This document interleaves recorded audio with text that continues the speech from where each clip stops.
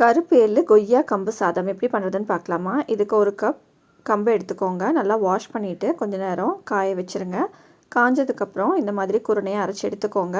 குக்கரில் ஒரு கப்புக்கு 3 கப் தண்ணி ஊற்றி கொஞ்சம் கொஞ்சமாக இந்த கம்பு போட்டு நல்லா கொதி வந்ததும் குக்கர் மூடி 2லேருந்து 3 விசில் வரைக்கும் வச்சு எடுத்துக்கோங்க. இப்போ எள்ளு பொடி பண்ணிடலாம். இதுக்கு 2 டேபிள் ஸ்பூன் கடலைப்பருப்பு, 2 டேபிள் ஸ்பூன் உளுத்தம்பருப்பு போட்டு நல்லா வறுத்துக்கோங்க.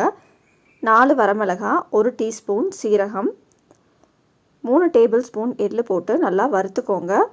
நல்லா நிறம் மாறி வந்ததுக்கப்புறம் இதை ஒரு மிக்ஸி ஜாரில் போட்டு கொஞ்சம் உப்பு, பெருங்காயம் சேர்த்து அரைச்சிக்கோங்க. ஒரு பேனில் 1 டேபிள் ஸ்பூன் நல்லெண்ணெய், கடுகு, உளுத்தம்பருப்பு, கடலைப்பருப்பு இதெல்லாம் தாளிக்கிறதுக்கு போட்டுக்கோங்க. கொஞ்சமாக முந்திரி, நிலக்கடலை கட் பண்ணி வச்சுருக்கிற கொய்யா போட்டு வேக வச்சுக்கோங்க. இப்போ நம்ம வேக வச்சுருந்த கம்பு சாதத்தையும் போட்டு நல்லா மிக்ஸ் பண்ணிக்கோங்க. பொடி பண்ணி வச்சுருந்த எள்ளு பொடியை போட்டு நல்லா கலந்து விட்டுக்கோங்க. இப்போது நம்மளோட கம்பு சாதம் ரெடி ஆகிடுச்சு. நீங்களும் ட்ரை பண்ணி பாருங்கள். பை.